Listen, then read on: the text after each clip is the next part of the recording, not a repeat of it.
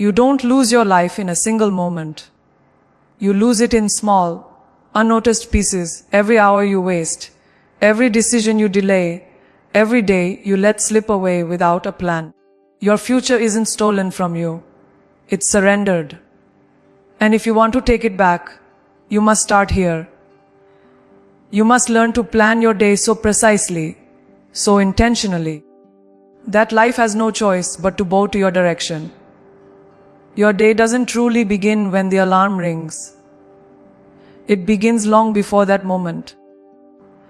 The first decision of your day is not whether you get up, but whether you've already decided what you're waking up for. Most people think mornings are about waking up and reacting to whatever comes. But that is how you become a slave to circumstance. If you go to bed without a plan, you're giving permission for the world to decide what your next day will look like. You'll wake up and your mind will instantly be scattered. Emails pulling you in one direction, social media feeding you distractions, and your energy being spent before you even realize it's gone. When you don't own your morning, you don't own your life. It's that simple. The difference between those who lead and those who follow often begins in the first hour of the day. The people who rise with purpose have already set the tone before they've closed their eyes the night before. They know what matters most tomorrow, and they've mentally positioned themselves to tackle it. Their mind is primed. Their energy is ready. They're not scrambling to figure out what's important. They already know. And that clarity is what allows them to hit the ground running, while everyone else is stumbling out of bed trying to wake up. If your morning starts in chaos, you spend the rest of the day in recovery mode, trying to get back on track. But if your morning starts with intention, you carry momentum forward. You can't leave your mornings to chance, because mornings are not neutral. They're either fueling you or draining you. The first moments after waking are the most valuable because your brain is clear, your body is fresh, and your willpower is at its peak. What you choose to do in that golden window sets the tone for everything that follows. If you give your best energy to aimless scrolling, you've handed over your day to other people's priorities. If you start with a precise action toward your own goals, you've taken control before the world even gets a chance to interfere. This is why those who plan their mornings carefully are consistently more productive, more focused, and more fulfilled than those who simply see where the day goes. When you start without a plan, your mind becomes a battlefield for distractions. Every ping, every notification, every tiny request feels urgent because you have no anchor. You get pulled into reacting instead of creating. But when you know exactly what you're waking up to, distractions lose their power. You stop chasing things that don't matter because your mind is locked on the mission. And here's the truth. Most of the noise you deal with every day isn't urgent, it's just loud. Without a plan, loud always wins. With a plan, important wins. That is the difference between wasting your time and building a life. Your morning is the only part of your day you have complete control over. Before the emails, before the calls, before the demands of the world. That's why it's sacred. That's why it's non-negotiable. You must protect it like your future depends on it. Because it does. This isn't about becoming a morning person. This is about becoming a person who refuses to waste their highest energy on the smallest tasks. Whether your morning starts at 5 a.m. or 9 a.m., the principle is the same. Start with the most important thing. Attack your priorities before the world has a chance to attack your focus. And understand this. Planning your morning is not about control, It's about freedom. It's about freeing yourself from the trap of waking up already behind. It's about replacing uncertainty with confidence. It's about choosing the direction of your day before the day chooses it for you. Because once you step into the chaos of the outside world, you are no longer in full control. But if you've claimed your morning, if you've locked in your focus, if you've fed your mind and your body with purpose, you walk into the rest of the day as the one in command. That is how leaders are made.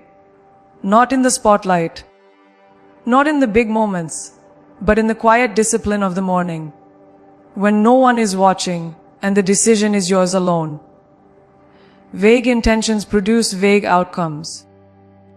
That's the unshakable truth most people avoid, because it forces them to admit their goals aren't real goals. They're just wishes. Saying, "I want to be successful," is the same as saying, "I want the weather to be nice." There's no force behind it. There's no target. The human brain is wired to chase what it can clearly see. And when the vision is blurred, so is the effort. You can't wake up with a generic dream and expect specific results. Success doesn't come to people who hope for it. It comes to those who decide exactly what it looks like, write it down, and execute until it's done. Without clarity, your energy scatters like water spilled on the floor, going everywhere and getting nowhere. Clarity is more than knowing what you want. It's knowing exactly why you want it and when you're going to have it. Without a deadline, there is no urgency. Without a reason, there is no drive. When you don't have clarity, distractions win because everything feels equally important. You waste hours on things that have no real impact because there's no hierarchy in your priorities. But when you have a crystal, clear vision, distractions lose their grip. You stop entertaining opportunities that look good on the surface, but don't align with your purpose. You stop being pulled into other people's agendas because your own is already set in stone. Clarity is the filter through which every decision should pass. If it doesn't fit your mission, it doesn't deserve your time. Every single day should begin with a small but powerful ritual defining your top 3 priorities. Not 20, not 10, not even 5, 3. This forces you to separate what's truly essential from what's just noise. Most people live in constant overwhelm because they never take the time to define their musts. They drown in endless to-do lists that leave them feeling busy but not productive. But the people who win, who get results consistently, aren't doing everything. They're doing the right things. And they guard those things with ruthless focus. This isn't about working harder. This is about working sharper. When your goals are vague, you invite procrastination. You tell yourself, "I'll get to it when I have time." But time never just appears. It gets stolen by whatever distraction shouts the loudest. Clarity creates a built-in defense against this. It gives you the ability to say, "No, this is my priority right now, and nothing else comes first." That single decision to protect your main objective will change how you use every hour. It transforms how you view interruptions, because every interruption now has a cost. Without clarity, you can't see the cost, you just let life happen to you. With clarity, you realize that every detour takes you further from your target. And once you feel the pain of losing ground on something that matters deeply to you, you stop tolerating it. Clarity also fuels motivation in a way nothing else can. It's not enough to know you should do something. You have to feel why it matters. That's what turns discipline from a burden into a weapon. When you can picture your goal vividly, see it, hear it, feel it, You no longer have to fight for motivation. It becomes automatic because your brain has been given a clear destination. Without that mental picture, work feels pointless and effort feels empty. But when every action has a direct line to your vision, you approach your day with a different energy. You're not just checking boxes. You're building something you can already see in your mind. And the truth is, clarity isn't something you find. It's something you create. It's the result of sitting down with yourself and asking hard questions. What do I really want? Why do I want it? What am I willing to sacrifice for it? What does winning look like? Specifically. Until you answer those questions, you'll keep moving in circles, chasing half-formed ideas, and wondering why nothing changes. But the moment you commit to a clear, specific, measurable target, your actions begin to align automatically. It's like setting a GPS. You stop wandering because the route is already chosen. That is the power of clarity. It makes every step count, every decision intentional, and every day a direct move toward the life you've decided is yours. Time is the most valuable currency you will ever have. Yet it's the one most people spend as if it were endless. You can lose money and earn it back. You can lose opportunities and create new ones. But when you lose an hour, it's gone forever. No refund, no second chance. Every day, people say they don't have enough time, but the truth is, they do. The problem isn't the quantity, it's the quality of how they use it. You're not short on time, you're short on direction. And until you treat every hour like it's a piece of your life being traded away, you'll keep giving it to things that don't deserve it. We tell ourselves we're just relaxing when we scroll endlessly, but that's not relaxation. It's sedation. It's allowing your mind to be filled with other people's noise while your own goals sit untouched. It's pretending you have time to waste when deep down you know the clock is ticking. The dangerous thing about wasting time is that it doesn't hurt immediately. There's no alarm that goes off when you've let an hour slip away. But the damage is real and it compounds. One wasted day turns into a week. A week turns into a month. A month turns into a year of wondering where your life went. You don't lose your future in one big moment. You lose it in small, invisible thefts of your own time. That's why you have to structure your day with intention. Leaving your hours unguarded is like leaving your home unlocked and wondering why things go missing. Time is stolen in small, subtle ways. Just one more episode. Just 5 more minutes. Just one quick call. But those justs add up until the day is gone. The only way to protect yourself from this is to decide in advance what your day will look like. Break it into blocks. Work, learning, rest, movement, and guard those blocks as if someone were trying to take them from you. Because someone is. Every message, every request, every unnecessary meeting is an attempt to claim your time for someone else's benefit. And here's the truth. Most people will value your time only as much as you value it yourself. If you treat it as disposable, they will too. If you constantly say yes to things that don't serve your goals, you're training people to believe your time is up for grabs. But the moment you set boundaries, clear, unshakable boundaries, you send a message that your time is not free. You stop apologizing for protecting it. You stop feeling guilty for saying no. Because saying no to something meaningless is saying yes to something life-changing. Your time is not a public resource. It's the raw material of your future. When you start protecting your time, you discover a shift. Not just in productivity, but in identity.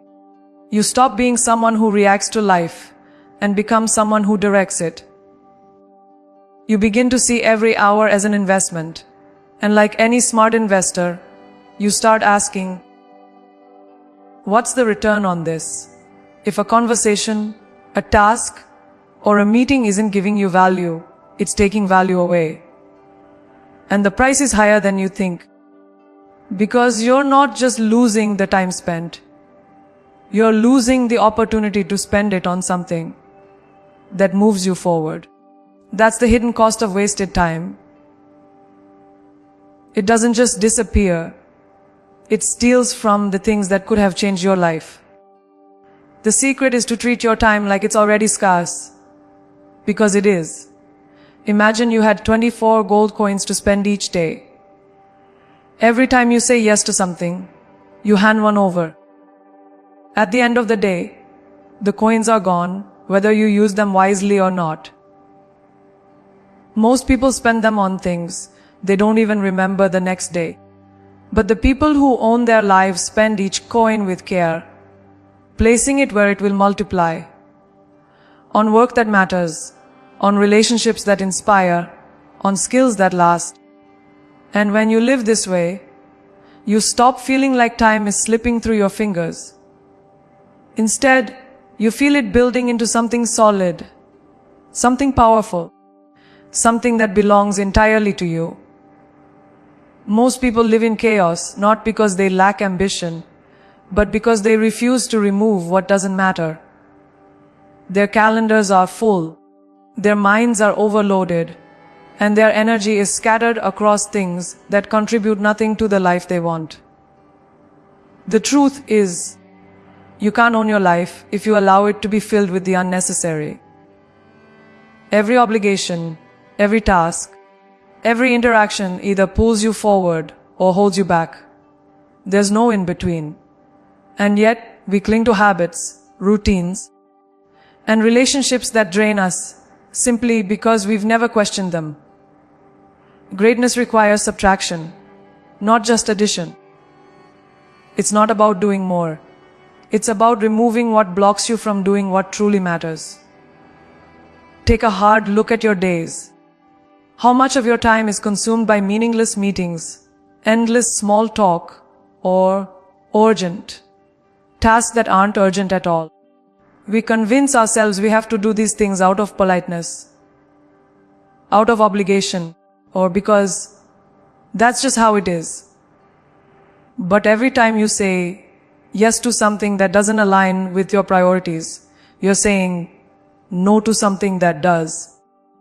That's not just a scheduling problem, it's a values problem. You're telling yourself that other people's demands deserve more of your life than your own goals. And over time, that choice will crush your momentum. Eliminating the unnecessary means becoming ruthless with your focus. It means asking, before you commit to anything, does this move me closer to my vision? Does this align with the life I want? If the answer is no, it's gone. No apologies, no guilt. You are not obligated to attend every event, respond to every message, or accept every request. The world will test your boundaries. But the moment you hold firm, you'll realize that most of the noise around you isn't essential. It's just familiar. And familiarity is one of the greatest enemies of growth.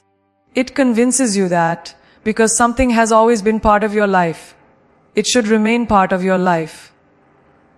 That's a lie. This is not just about time. It's about energy. There are things in your life that don't just take minutes. They take mental space, emotional bandwidth, and creative power. A single toxic conversation can drain you for hours. A meaningless task can pull your attention away from something crucial. Even physical clutter in your environment can slow you down without you realizing it. When your space, your schedule, and your mind are full of things that don't matter, you have no capacity left for the things that do. That's why cutting the unnecessary is not an act of loss. It's an act of making room for what's valuable. And don't mistake business for progress. Many people hide inside a storm of constant activity because it feels productive. They move from one task to the next without pause, filling every minute with motion. But motion is not momentum.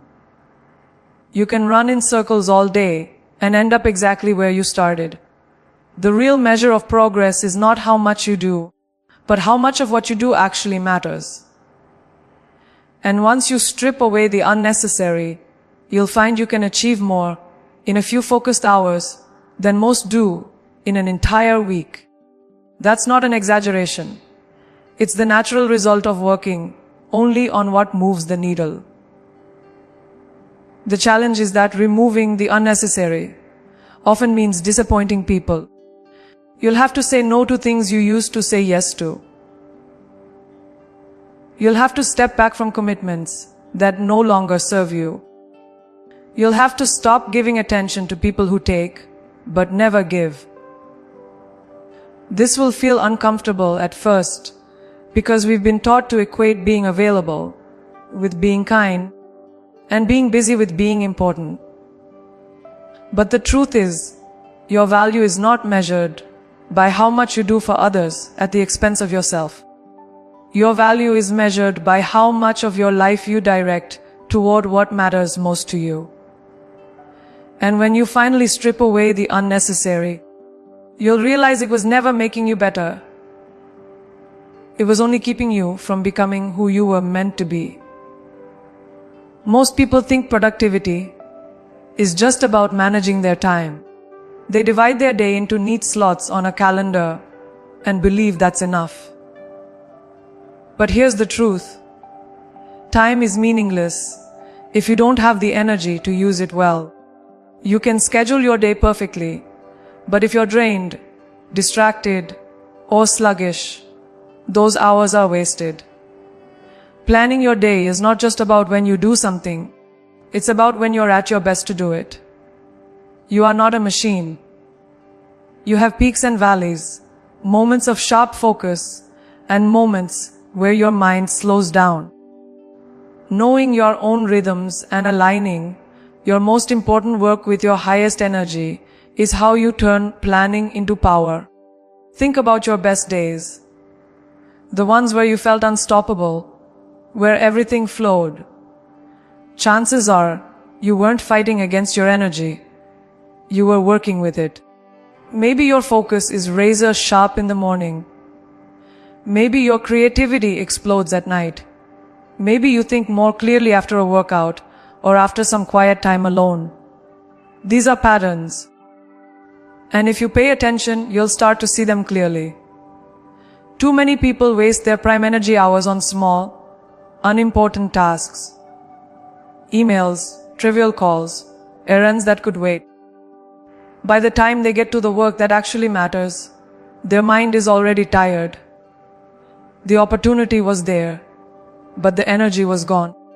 The way to own your day is to guard your high energy windows and fill them only with your highest priorities. If you're most focused in the early hours, that's when you tackle your hardest, most important work. No meetings, no distractions, no quick checks on social media. If your creative energy peaks in the afternoon, block that time for projects that demand fresh ideas, not mindless busy work. This isn't just time management. It's energy alignment. It's about giving your best hours to the work that shapes your future, not the work that simply fills your day. Energy management also means being intentional about what drains you and what fuels you.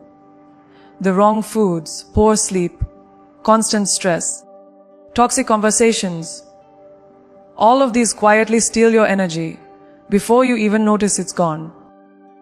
If you're running on caffeine and willpower alone, you're not performing at your peak, you're surviving, and survival mode will never produce your best work.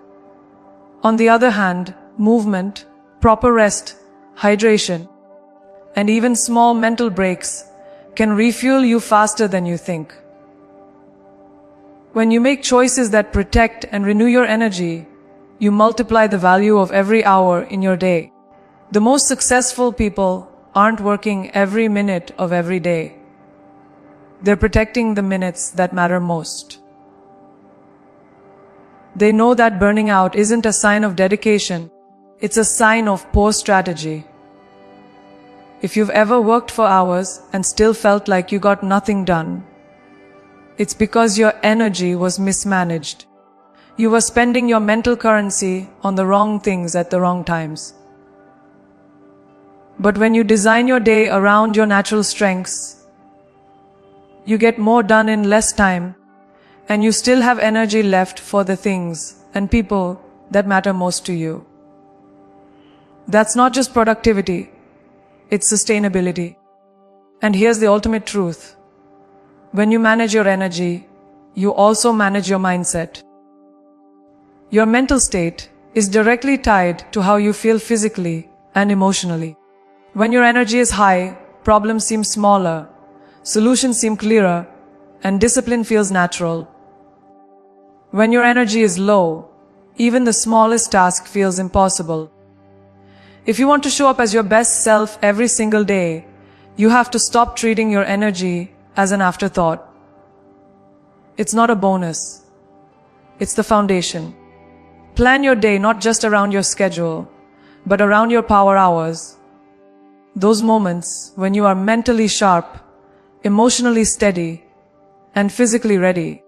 Because when you learn to control your energy, time stops controlling you. The way you close your day determines how you will enter the next one. Too many people collapse into bed, exhausted, with a mind full of unfinished thoughts and half-completed tasks. They fall asleep in mental chaos, and then they wonder why they wake up feeling behind before the day has even started.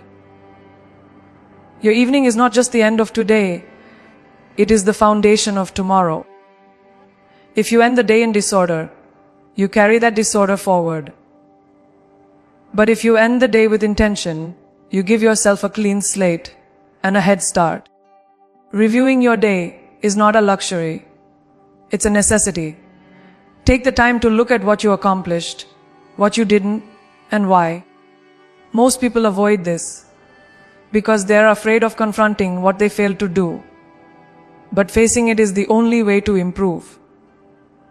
When you review without judgment, you turn every unfinished task into a lesson, every mistake into data. You see patterns in your own behavior. When you're most productive, when you tend to procrastinate, what triggers your distractions? This awareness is power.